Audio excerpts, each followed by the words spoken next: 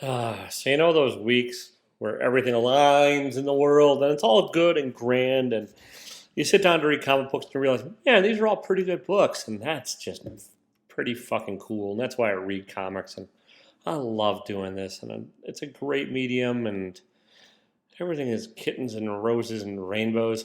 Yeah, this is not one of those weeks. It's July 19th, or it will be when you watch this at the earliest, and this is this week's lump of shit. It's not a good week for books. Even the best book is not fantastic. So let's get into it with the worst. And for probably the first time in a while, the bottom of the pile is a DC book. We have Starfire #1. Oh, sorry, Tales of the Teen Titans starring Starfire #1. It's written by Shannon Hale, yeah, and Dean Hale, and then art by Javier Rodriguez.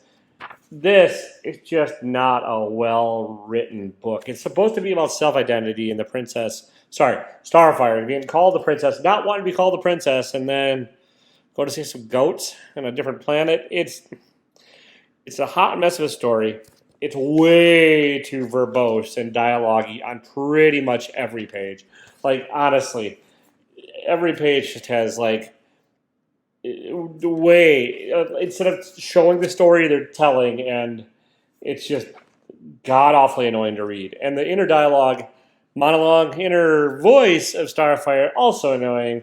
And, like, the message is muddy and unclear. So you get all that together, and combined with some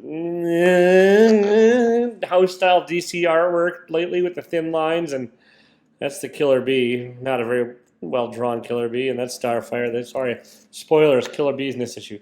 This is pretty fucking bad. I mean, it is. I almost didn't finish it. I almost was like, do I really have to admit I read this damn thing or bought it? I bought it because it's a slow week, and I kind of didn't think it'd be great.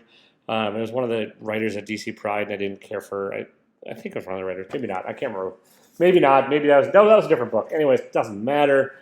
God, look at lots of dialogue, lots of annoying shenanigans, and just fucking irritating, god awful.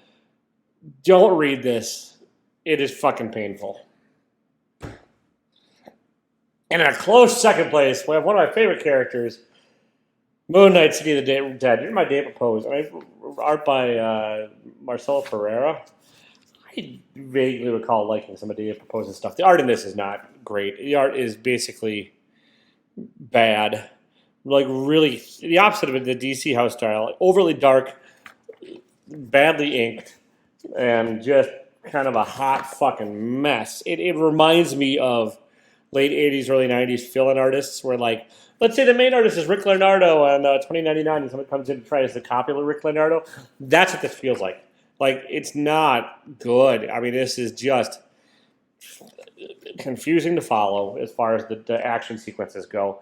And then the story, which is not awful, also feels like it was written in the 90s. It's just another inner monologue with Moon Knight and this time. And the story itself is fine. It's better premise than the Starfire one. It's not saving blue goats, but, like, Moon Knight goes into the City of the Dead to try and save a soul. That's the setup. It's in the title, City of the Dead. And then it's just pretty stupid. Like, it's pretty stupid, and, like, there's a sequence here where it jumps, and I'm like, what in the fuck's going on? Like, you're following Moon Knight. You have this, and then it jumps to a B plot on a page, like, on not on a page turn. No, it's just in the middle of a page. It jumps to a different character, and then something happens, and then you're back with the main character. And, like, it doesn't make sense visually. It doesn't make sense storytelling wise, and it's just kind of really, really irritating. And the coloring not doing any favors. I get it. City of the Dead is dark, but, like, nothing in this one really works. I mean, this was the contender for worst book of the week until I read Starfire. Starfire is a fucking hot piece of trash. This is just everything wrong about mainstream comics. So not quite a hot piece of trash, but it's a money grab and not fucking good and really, really, really irritating, and I need a haircut, and dear sweet Jesus. All right. Is this the order I'm going to do it in? Yeah, this is the order. All right. Well, yeah, fuck it. I'm swearing a lot this week because I'm annoyed. Sorry. Void Rivals #2. The first one had first appearance at Jetfire, so everybody bought it. There's no Jetfire in this. There's probably might be some cameos in here. I don't know. This is still two people trying to get off a planet, and you kind of learn the backstory of their culture from one of the sides. That's it. I mean, that's 90% of the book. It's not awful. It's Kirkman. He can still wave a yarn, but it's still not fun. I mean, I might keep this up just because it is Kirkman, and he tends to dig himself out of the weeds after he's put himself into it. But like, the art is also not fantastic in this, and then the story itself is not overly interesting. I mean, it's two warring cultures, and look, they learn to get along on the planet. It is the movie Enemy Mine. I said that last time with issue number 1. This is still it. There's a hook at the end where, like, because it does have to keep the plot going forward, and it does, and it has some potential, but it's not great. I mean, it's just not exciting. Like, none of this. Like, visually, look at how. Can you get a more boring, even with talking heads? I mean, there's a lot of dialogue on this page. But, like, that's just not interesting to look at. It is just really, really fucking dull. And so, like, we've got god-awful, bad house style, and a dull book from somebody that knows better and knows how to write fucking comics. So, yay! We're going to get through this review together. And somewhat quickly, because I don't have the time to waste on this shenanigans.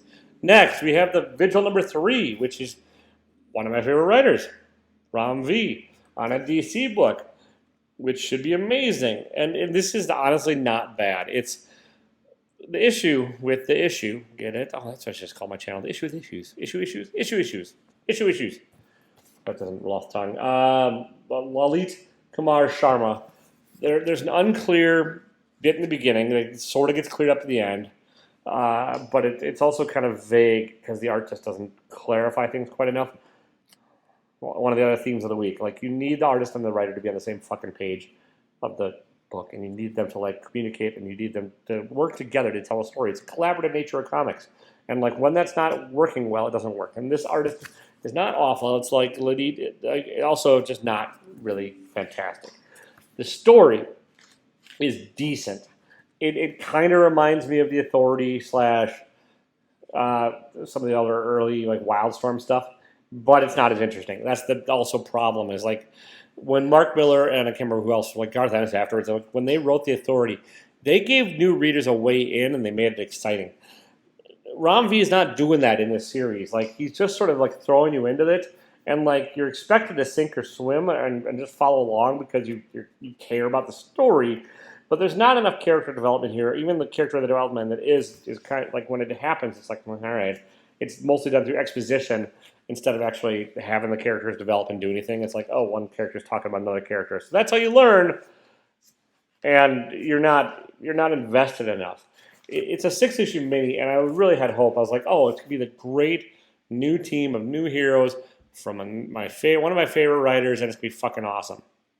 It's not, because you just don't have that emotional way in that you need for a new series to grab you. And I'd be shocked. I'd be, like, amazed if this made it past 6 issues. I'm guessing most people are done reading this by now, even with the Ram V attached. I mean, I know Ram V's not an enormous name, but he does have a fan following. And I don't think it's enough to carry this book. I probably will see it through because I'm a glutton for goddamn punishment. And now at this point, I am at least invested enough where I want to see what happens and see if it goes any further. But it's kind of just not great. It's like, you need to give the readers a way in and you need to give them a reason to give a shit. And he's not really doing that. All right, next we have, it's getting better, but whatever. Nocterra, the Nemesis Special with Scott Snyder and Liam Sharp. I am almost done with Nocterra as well. Like, I love Liam Sharp's art in this. The art is fantastic. The art is great. And you kind of learn the backstory of what might be the backstory of what's happening in Nocterra and the Dark and sort of the reasons behind it. And, like, it does make sense, but, like, it's a Scott Snyder book, and it's just gotten to a point where it's just so fucking verbose, and not even verbose, just kind of dragged out. And like, you're like, God damn it, just get somewhere and do something and have something change. And it is verbose enough. I mean, there's enough dialogue exposition dump in this too, where I wouldn't put it on the great category. But yeah, some of, like, my issues with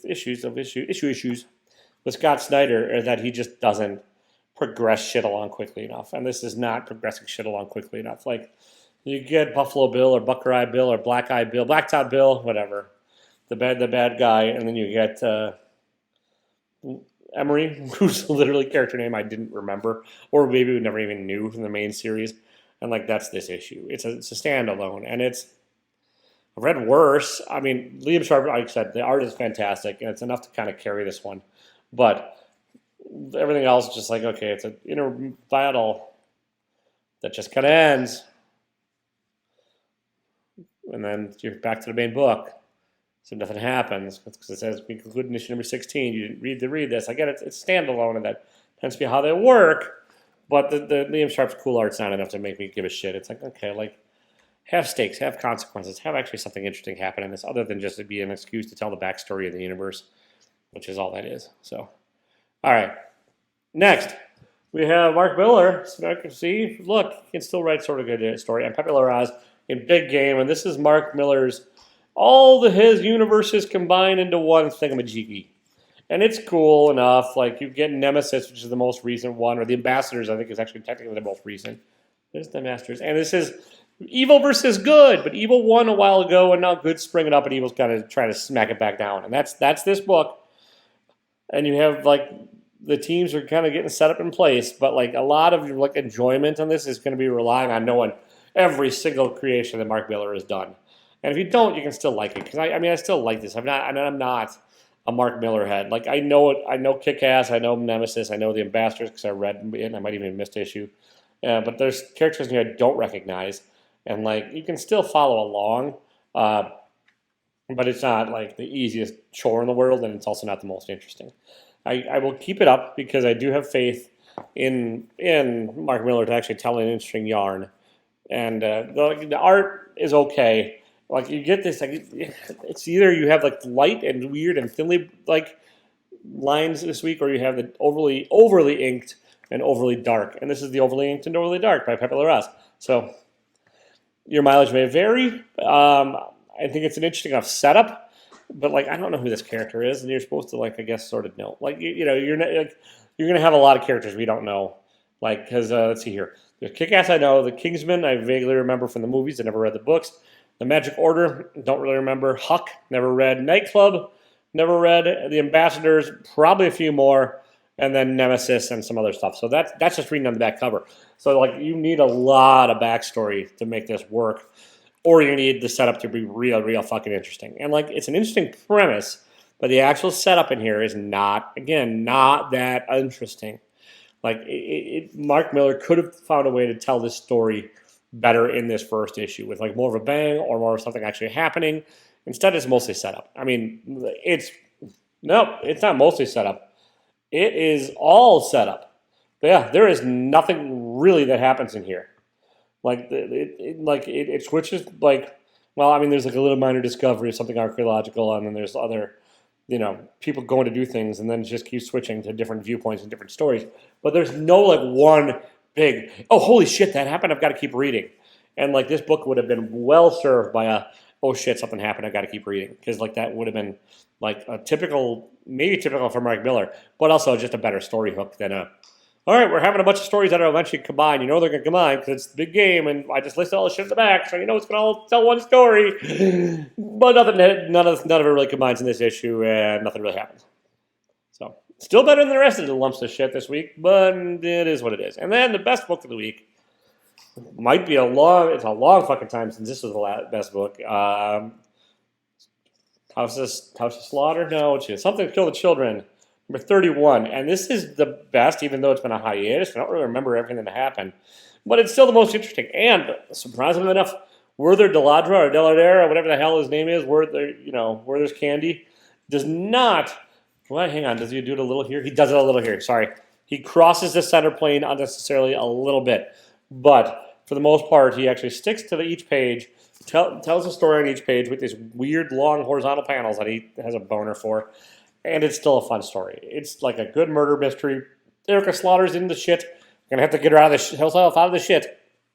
And forces are aligning against her, and they're all bad, and, like, real bad things from the House of Slaughter, or maybe not House of Slaughter, or possibly were House of Slaughter and now are evil, are coming after her. And so, like, still set up. It's another setup issue. It's like the start of a new arc, but of all of them, it's the most interesting. Not amazing. I said, this is a crap-ass week for comics. But the best of the bunch was Something's Killing the Children, even on hiatus, even where I'm like, I don't remember half the crap that happened. I mean, I remember Eric Slaughter's name, so there's that.